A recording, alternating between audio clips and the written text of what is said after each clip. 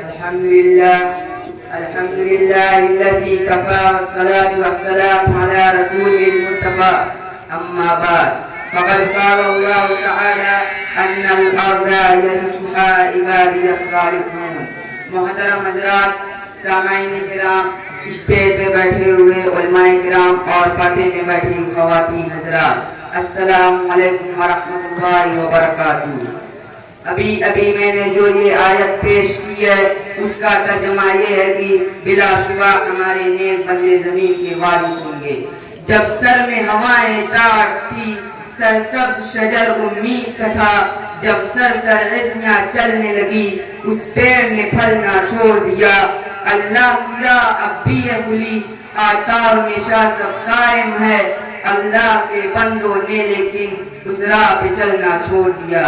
ذرا آپ اس زمانے کا تصور کریں جب یکاؤ تنہا ایک 40 سالہ انسان نے اسلام کی آواز بلند کی اور صرف وہ آواز اتنی دور پہنچی کہ تاریخ اس کی مثال دینے سے قاصر ہے. اور ابھی ایک صدی سے بھی نہ گزری تھی کہ ایک انقلاب رونما ہو گیا. جو غریب تھے وہ امیر ہو گئے، جو بیچارے چروائے گئے جاتے تھے وہ مسند اقتدار پر متمکن ہو گئے. جنہیں دنیا والوں نے ان پڑھ بچوں کہا کرتے تھے، ان کا سیلنما اتنی تیزی سے بڑھا کہ نبی مسکون عالم ان کے تہذیب و تمدن کا ڈنکا بننے لگا. جو تعلیم و تہذیب میں پچھلی صفوں میں تھے وہ امام بن گئے. انہوں نے یہ ثابت کر دیا کہ قرآن کا اعلان اپنی جگہ درست تھا، ان الارض یرثها عبادی الصالحون. بلا شبہ ہمارے نیک بندے زمین کے وارث ہوں گے. مسلمان کی عروج کی داستان اتنی دلچسپ، حوصلہ افزا، روح پرور ہے کہ آج بھی ان کو سن کر روکتے کھڑے ہو جاتے ہیں. علامہ اقبال نے کیا خوب کہا تھا، دشت تو دشت ہے دریا بھی نہ چھوڑے ہم نے، دشت تو دشت ہے دریا بھی نہ چھوڑے ہم نے، بحرے ظلمات میں دوڑا دیے گھوڑے ہم نے. ایک وقت تھا جب مسلمان کی شوکت سطور اور روح بے غیبت کا ڈنکا بج رہا تھا.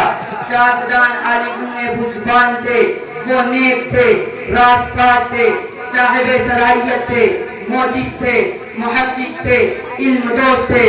اور سب سے بڑی بات یہ تھی کہ ان کے دلوں میں خدا اور رسول کی اتنی محبت تھی جتنی وہ اپنے مال و دولت اہل و عیال سے بھی نہیں کرتے تھے.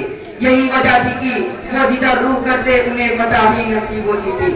جتنی سرزمین پر قدم رکھتے ان کو چومنے کے لیے بے قرار نظر آتی تھی. سچ کہا کہنے والوں نے، جدھر رخ کیا سلطنت زیر فرما، جدھر رخ کیا سلطنت زیر فرما، جدھر آگ اٹھائی ممالک مسخر. مگر آج وہی قوم ذلیل و خوار ہو رہی ہے، وہی اسلام کے آج نام لیوا پیدر پہ شکست کھا رہا ہے. آخر کیوں؟ کیا کبھی ہم نے بھی اس کو سوچا ہے؟ سوچئے اور سمجھیے. ظاہر ہے کہ جن خوبیوں نے ہمیں بام روش پر پہنچایا تھا وہی خوبیاں اگر ہم پھر سے پیدا کر لیں تو یقین رکھے ہم سب جلد سے جلد کامیاب ہوں گے. آخر میں وہی اشعار کیوں سن لے تاکہ آپ کا ذہن پھر سے تازہ ہو جائے.